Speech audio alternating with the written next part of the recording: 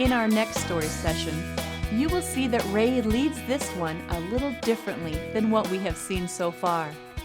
Even though it is the same story that was just told, notice the differences in this discussion. For this time around, we want to introduce the use of drama along with storytelling. This could be a fun one to join in with your listening group.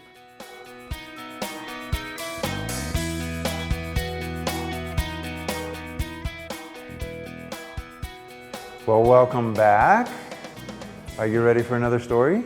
Yes, okay. Well, we're going to do it a little bit different this time because we want to demonstrate something else to you that you may want to use sometimes when you're telling stories. So this time I'm going to tell you a story, and then we're going to do something different with it the second time. But I still need you to listen closely, okay? All right, so here's our story. One day Jesus said to his disciples, "Let's cross over to the other side." So they took him in the boat just as he was. And as they were crossing, Jesus was in the back sleeping. And then a terrible storm came up. And the wind and the waves were beating against the boat so bad that it almost sunk. The disciples came to Jesus and they were afraid and they said, Master, we're perishing." And Jesus got up and he spoke to the wind and he said to the waves, "Quiet, be still." And immediately the sea grew calm. Then he said to the disciples, "Why were you so afraid? Where's your faith?" And the disciples were terrified. And they talked amongst each other and said, "Who is this that even the wind and waves obey him?" And that's our story. Short little story, right? You can tell that, yeah? So you know what we do. We tell the story, we tell it to each other, and then we do a group tell. Here's an option for you. Instead of doing that, sometimes with some groups you might want to do drama. You think that might work? Yeah, maybe. Well, sometimes it does work. And so we thought it might be fun, especially after lunch, if we just tried a drama. Would you like to do that? Yeah. With this story?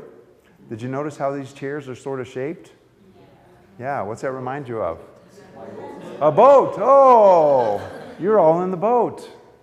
And so we're going to just act this out. What will happen is I'm going to tell the story again, and you'll have parts that you get to act out.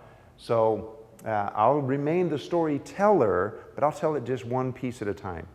And then after I tell that piece, whatever your part is, if that's your part, you do that, okay? All right, so what do you think are the various parts that we should have in this story? And as I ask that question, think about this. What sounds are going on in this story? Because we want to assign parts to all the things that make noise in this story. So in this story, what's making noise? Waves, okay. The wind, people shouting, yeah. What else? Sleep, okay. Somebody's sleeping. Maybe they're snoring when they're sleeping, okay. All right, so I heard wind and waves and people shouting. And so, yeah, who's in the boat? Okay, Jesus and the disciples. Good. So let's think then. We need a cast of characters. How about if we do this? Let's just kind of divide it and say that this half will be the storm. Okay? The wind and the waves. So what do you imagine the wind and waves would sound like? Let's hear you. On the count of 3, let's hear you make storm sounds. 1, 2, 3.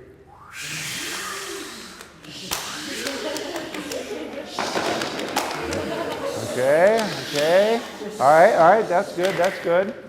Now let me ask you, how was their storm?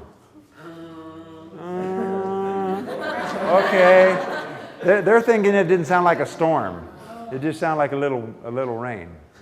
Yeah. What else do they need to make it sound more like a storm? Thunder. Yeah, there was one clap. Yeah. What can you do something to make it sound like more like thunder?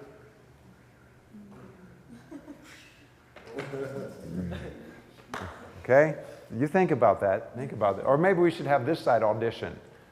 You want to try that? Yeah, okay, that's a good idea. Okay. So on the count of 3, this side, we'll see how you do as a storm. 1, 2, 3. We're better storm. We're a perfect storm. That was terrible. Or that was an interesting storm. Sorry, let me say that. That was an interesting storm. Do you want to try it again? You want to try it without the laughter? Okay. All right. 1, 2, 3.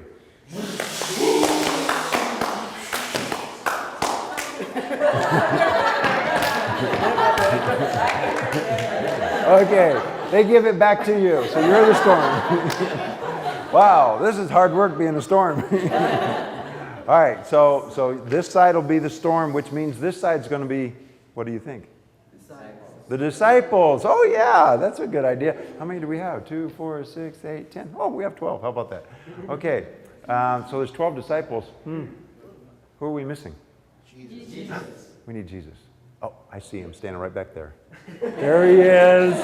There he is. He needs that chair so he can go to sleep right there in the back of the boat. Yeah, that'll be great. You want to see how Jesus sleeps in a storm? He's going to show you. Okay. All right, so, and then, oh, Jesus does snore. Okay, so we're going to walk through the story. Now, I'll need, we'll just take these 2 disciples here. When it comes time to wake Jesus, that will be your job, will be to wake Jesus. He's going to be in the back of the boat sleeping, okay? So I'm going to tell the story piece by piece, and whenever you hear a piece that relates to you, you do that. Now, we didn't rehearse with the disciples. What kind of sounds do you think the disciples are making? Shouting, yelling, screaming. What are they saying? Murmuring. What are they saying? What are you hearing? Huh? Fear. Okay. Are they saying anything, do you think? There's panic. Yeah. What might they be saying? They have some words like unload everything, something like. Unload everything. Throw it overboard. Okay. Help us, Jesus. Yeah. Okay. Wake up, wake up. Okay. Okay. Do you think some of them might have been saying, I'm scared, or help, or...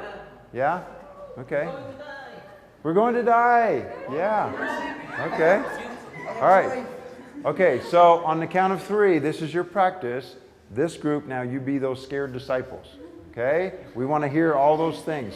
Screaming, yelling, shouting, calling for help. Ready? 1, 2, 3.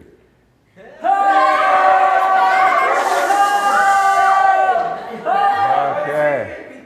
Okay. That's not so bad. You're better disciples than you are storm. Okay. So, obviously, at some point, everybody's going to be doing their part, right? And we want to hear the volume. Oh, let me ask you. When this storm hit, how did it hit? Suddenly. Yeah. So, when a sudden storm hits, how do you think that affects the people that are in the boat? Shocks them. Yeah. What else? Alarm. Uh-huh. Uh-huh. How are they feeling? Fear. Panic and afraid. Yeah, yeah. And a sudden storm, how does that wind come in? Strong. Yeah. Comes in strong. So things are moving. Yeah. It's shaking the boat. Yeah, yeah. So when this happens, it's dramatic. Okay? That's a big hint for you. Be dramatic. Okay? This is drama right here. Whatever you got to do that. Okay? All right, so here's our story. Jesus said to his disciples, let's cross over to the other side. So they took him in the boat, just as he was. And as they were crossing, he fell asleep in the back of the boat. And a sudden windstorm came up. And the wind and waves beat against that boat so much that it almost sank. And the disciples are afraid.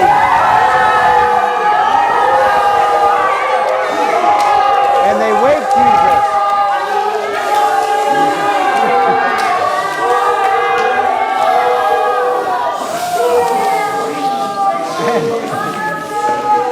And Jesus got up.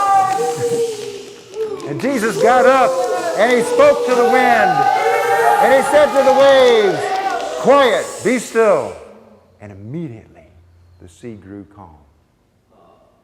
Then he said to the disciples, why were you so afraid? Where is your faith? And the disciples were terrified. And they talked amongst each other and said, who is this that even the wind and waves obey him? That's our story. Good job, good job. So we're not going to take all the time today to do this, but in acting that out like that, do you see, what impact do you think that would have on your discussion? It would be more lively. Okay, it could be more lively. Why is that? Because everybody has a part, and they would be excited to share their Okay, part. yeah. Good, good. What else? It is more powerful impact. Uh-huh. Because More powerful. we're making ourselves part of the story. Yeah, yeah. Good. It becomes personal because you are the one screaming. Yeah, you're the one screaming, so it's personal. Yeah. It makes a lot of sense to me all of a sudden. You're the one screaming, so it's personal. Yeah. Yeah. What else do you think? There's excitement. Uh-huh. There's excitement. Everybody's awake. Everybody's awake. Yeah. You can't sleep through that. Jesus could, but nobody else could.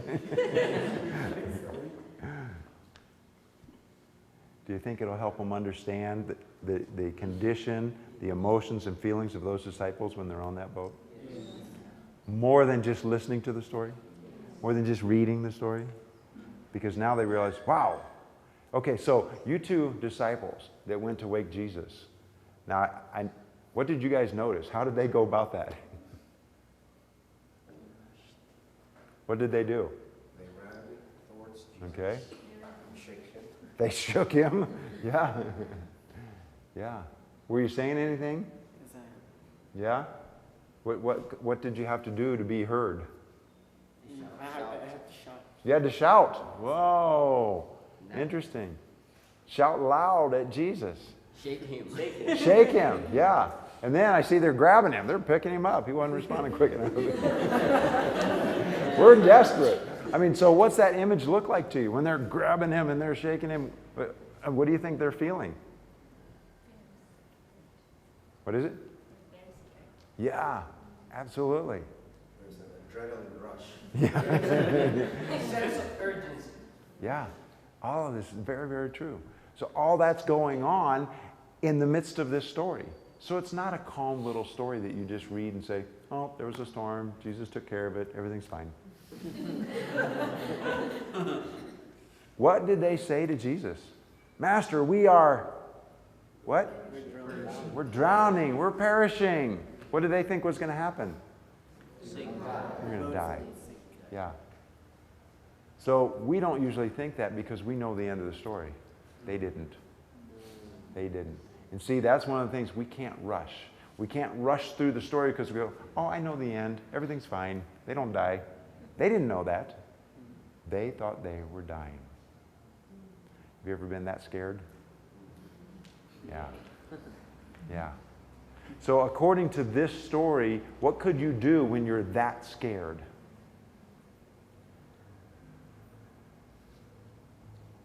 What? Call on Jesus. Even if you have to shout at him?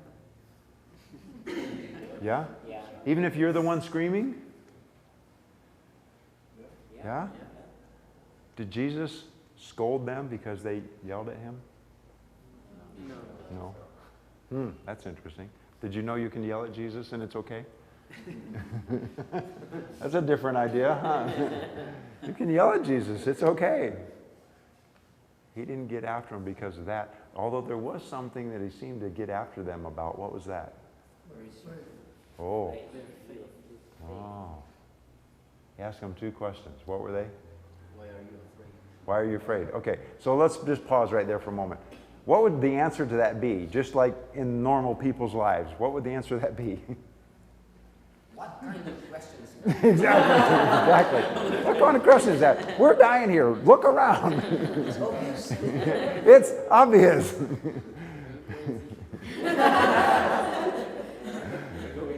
And yet, there must be something else in Jesus' mind for him to ask such a question. Yeah. If Jesus asked that question, he must be thinking something different. And then he asked another question. What was it? Where's your faith? How do you think that felt to those disciples when they heard those questions asked? They feel ashamed. Yeah. I'm feeling ashamed now, just thinking about it. I agree. What? We think we're dying. Why are you making me feel bad? Yeah. Yeah. I'm dying and you talk about faith. Yeah. I'm dying. Why are we having class now? Where's our faith? What, did we lose it? I don't know. We must have thrown it overboard. I don't know. What's the answer? Yeah. So again, can you see how just acting this out a little bit, now we seem to know something more about the story? It's a little more real to us. You can do this with a lot of Bible stories. And you know, listen to the story. See what the story's telling you. Look for where people should be. I hinted yesterday, I still can't tell you, that sometimes as you begin to position people and you ask yourself, even as a group, oh, where do we think this person was in relation to this person? You'll learn some fascinating things as you listen to the clues in the story, and then you realize, oh, there's a lot going on here when we try to really picture the story. And as you said, nobody's sleeping, everybody has fun. So this is another way that you can retell the story. Now, some suggestions are, think about your age group, okay? Some want to work with children, some teenagers. Sometimes this story, acting it out, can kind of get out of hand. And they have so much fun with it that they don't quiet down again.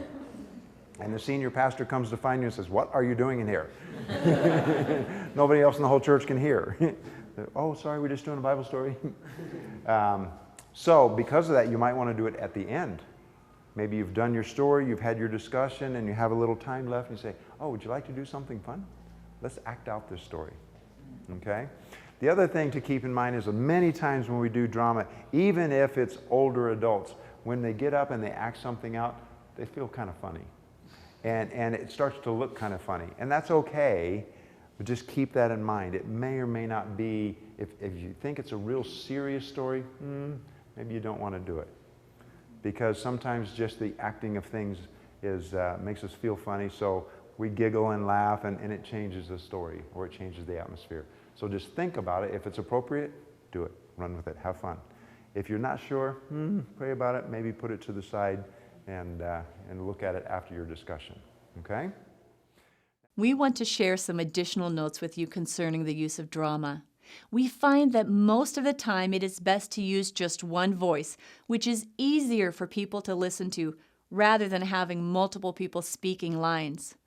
Also, it is best to have the storyteller tell the story rather than having the actors say the lines. This is not so much about being a properly presented play as it is about exploring the story visually through an active drama. Doing drama can be very revealing when you take time to watch the action. At times, it can be very helpful to pause and investigate the scene before going on with the story. Ask the actors, as well as the observers, for their impressions of the scene before them. Ask if there is anything they might want to change. This type of experimentation can help visualize and find discoveries that are not often found when only listening to the story being told. All ages can appreciate drama, but children really love doing drama. Plan on giving children the chance to play as they act. They expect it and very much want to use some energy. It's okay, let them. Often the children will remember what they did even more than anything that was talked about. Just check with their parents the following week to see what their children shared with them.